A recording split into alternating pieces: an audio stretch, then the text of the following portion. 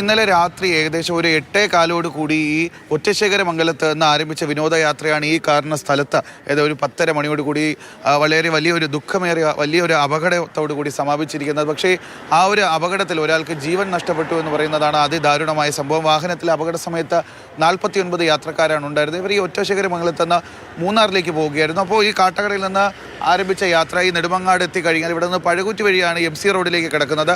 പഴുകുറ്റിയിൽ കൂടി ഈ തേക്കട ഇരിഞ്ചയം ഭാഗത്തു കൂടിയാണ് MC റോഡിലേക്ക് കിടക്കുന്നത്. ആ ഒരു റോഡ് എന്ന് പറയുന്നത് മുഴുവനായും വളവുകളും തിരിവുകളും ഉള്ള റോഡാണ്. അവിടെയാണ് ഈ ഇരിഞ്ചയത്തിന് സമീപത്ത് വെച്ച് ബസ് 10:30 കൂടി മറിയുന്നതും ഇത്തരത്തിലൊരു അപകടം ഉണ്ടാകുന്നത്. അപകട സമയത്തൊക്കെ തന്നെ ഇവിടെ നിന്ന് ചീറിപ്പാങ്ങി പോകുന്ന ആംബുലൻസിൻ്റെ ആ ഒരു ശബ്ദം കേട്ടാണ് പലരും ഒക്കെ തന്നെ ഇങ്ങോട്ടേക്ക് ഓടിയെത്തിയത്. അവരാണ് ഈ രക്ഷാപ്രവർത്തനത്തിനൊക്കെ തന്നെ നേതൃത്വം നൽകിയത്.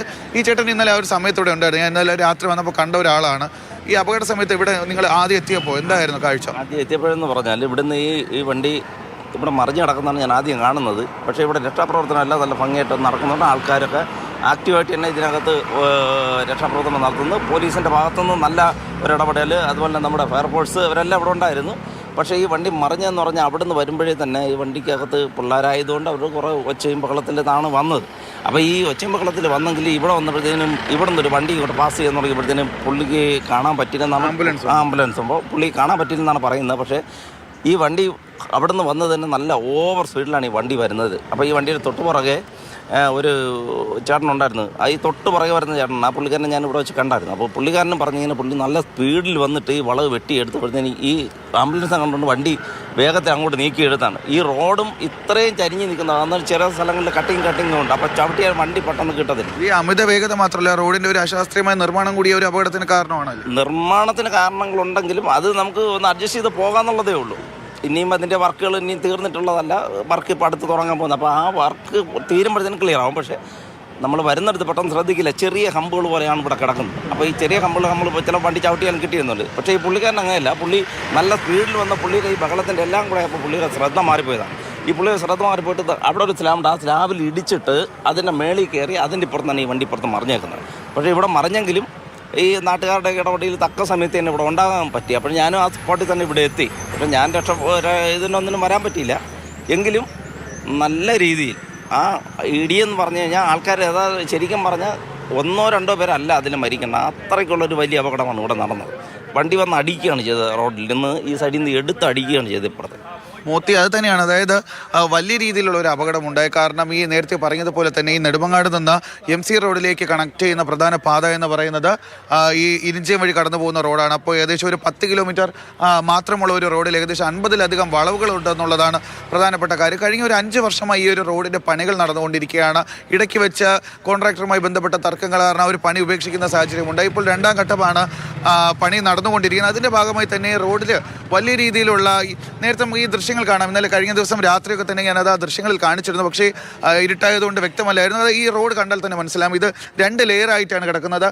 വലത്തുവശത്ത് ഈ നെടുമങ്ങാടേക്ക് പോകുന്ന വശത്ത് റോഡിൻ്റെ ടാറിങ് ഒരു ലെയറും കൂടി കൂടുതലുണ്ട്. മറ്റേ വശത്തെന്ന് പറയുന്നത് ടാറിങ് ഇപ്പോഴും ഒരു ലെവൽ താന്നാണ് ഇരിക്കുന്നത്. അതുകൊണ്ട് തന്നെ ഈ വളവുകൾ തിരിഞ്ഞു വരുന്ന വാഹനങ്ങൾക്ക് ഇത്തരത്തിലൊരു കട്ടിങ്ങിൽ കയറി കഴിഞ്ഞാൽ അവർക്ക് പെട്ടെന്ന് ഒരു ഗ്രിപ്പ് കിട്ടണമെന്നില്ല. വാഹനത്തിൻ്റെ നിയന്ത്രണമൊക്കെ തന്നെ നഷ്ടമാകും. പ്രത്യേകിച്ച് ഈ ഡ്രൈവർ ഇന്നലെ പറഞ്ഞൊരു കാര്യമുണ്ട്. വാഹനത്തിൻ്റെ അമിത വേഗത അപകട കാരണമാണ്. പക്ഷേ അമിത വേഗത്തിലെത്തിയ വാഹനം പെട്ടെന്ന് ഒരു ആംബുലൻസ് കൂടി വന്നപ്പോഴത്തേക്ക് ഡ്രൈവറിന് അത് ശ്രദ്ധിക്കാൻ കഴിഞ്ഞില്ല. ആ വെട്ടം കൊണ്ട് ഡ്രൈവർ പെട്ടെന്ന് ഇടതുവശത്തേക്ക് പിടിച്ചു. ആ ഇടതുവശത്തേക്ക് പിടിച്ച സമയത്താണ് വാഹനത്തിൻ്റെ ടയർ ഇത്തരത്തിലുള്ള ഈ ഗ്രിപ്പില്ലാത്ത റോഡിൽപ്പെട്ട അതും കൂടി ഒരു അപകട കാരണമായാണ് പറയപ്പെടുന്നത്. ഈ കാണുന്നത് ഇവിടേക്ക് കടന്നു വരുന്ന ഈ വാഹനങ്ങളൊക്കെ തന്നെ ഈ മുഴുവൻ വളവുകളാണ്. അതുകൊണ്ട് തന്നെ അവർക്ക് ഒരു വളവ് തിരിഞ്ഞ ഉടനെ തന്നെ മറ്റൊരു വളവും കൂടി അവർ അഭിമുഖീകരിക്കേണ്ടി വരുന്നു. ഈ റോഡിൻ്റെ നിർമ്മാണ പ്രവർത്തനങ്ങൾ തുടങ്ങിയ സമയത്ത് തന്നെ നാട്ടുകാർ പറഞ്ഞിരുന്നതാണ് ഇവിടുത്തെ ഈ അപകട കാരണങ്ങളായിട്ടുള്ള വളവുകളൊക്കെ തന്നെ നോക്കണമെന്നുള്ളത്. പക്ഷേ അതൊന്നും തന്നെ ഇതുവരെയും ചെയ്തിട്ടില്ല. മുൻപ് ഉണ്ടായിരുന്നതിനേക്കാളും വലിയ വളവുകളാണ് ഇപ്പോൾ ഈ റോഡിൻ്റെ നിർമ്മാണം തുടങ്ങിയതിന് ശേഷം ഇവിടെ ഉള്ളത്. അത് വലിയ രീതിയിലുള്ള അപകടങ്ങൾക്ക് കാരണമാകുന്നുണ്ട്. ഇന്നലെ രാത്രിയോടുകൂടി അപകടം നടന്ന സമയത്ത് നാട്ടുകാരുടെ ഒരു സേവനം എന്ന് പറയുന്നത് ഒരിക്കലും നമുക്ക് മറക്കാനാവാത്ത കാര്യമാണ്. കാരണം വലിയൊരു അപകടമുണ്ടാകുന്നു. ബസ്സിൽ നിന്ന് കുട്ടികളുടെ ഉൾപ്പെടെ വലിയ രീതിയിലുള്ള കരച്ചിൽ കേൾക്കുന്നു. അവിടേക്ക് എത്തിയ നാട്ടുകാരൊക്കെ തന്നെ ആദ്യം സ്തംഭിച്ചു നിന്നു. കാരണം വലിയൊരു അപകടമാണ്. ഈ ബസ്സിന്റെ മുൻവശത്തെ ചില്ലൊക്കെ തന്നെ പൊട്ടിക്കിടന്നു. അതിനകത്തേക്ക് നോക്കുമ്പോൾ അവർ ഏതൊക്കെ ആശുപത്രികളിലാണ് ഉള്ളത്? അവരുടെ ആരോഗ്യനില അത് തൃപ്തികരമാണോ?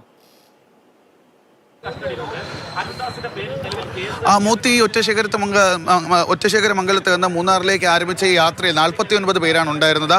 ഈ അപകട സമയത്ത് അതിൽ 25 പേർക്കാണ് വലിയ രീതിയിലുള്ള പരിക്കേറ്റിരുന്നത്. അവരെയൊക്കെ തന്നെ ആദ്യം ഈ നെടുമങ്ങാടുള്ള ജില്ലാ ആശുപത്രിയിൽ അവിടെ നിന്ന് ഇവരെയൊക്കെ തന്നെ തിരുവനന്തപുരം മെഡിക്കൽ കോളേജിലേക്കുമാണ് കൊണ്ടുപോയത്. ഇതിൽ 3 പേരുടെ നിലയാണ് ഗുരുതരമായിട്ട് തുടരുന്നത്. അതിൽ ഒരാളാണ് ഈ ദാസിനി എന്ന് പറയുന്ന 61 വയസ്സുള്ള സ്ത്രീക്കാണ് മരണം സംഭവിച്ചിരിക്കുന്നത്. മറ്റ് അപകടത്തിൽപ്പെട്ടവരെല്ലാം തന്നെ ഇപ്പോൾ തിരുവനന്തപുരം മെഡിക്കൽ കോളേജ് ആശുപത്രിയിലുണ്ട്. അതിൽ 2 പേരുടെ കൂടി നില ഇപ്പോൾ ഗുരുതരമായി തുടരുന്നുണ്ട്. ഏറ്റവും എടുത്ത് പറയേണ്ട കാര്യമെന്ന് പറയുന്നത് ഇതിൽ 1 വയസ്സായ ഒരു കൈക്കുഞ്ഞ് കൂടി ഉണ്ടായിരുന്നു, അവന്തിക എന്ന് പറയുന്നത്. മാതൃഭൂമി ന്യൂസിന് ഇന്നലെ ആ കുട്ടിയുടെ നമുക്ക് ദൃശ്യങ്ങളൊക്കെ തന്നെ ലഭിച്ചിരുന്നു. ആ ഒരു കുട്ടി സുരക്ഷിതയാണെന്നുള്ളതാണ് ഏറ്റവും ഒരു ആശ്വാസകരമായ കാര്യം.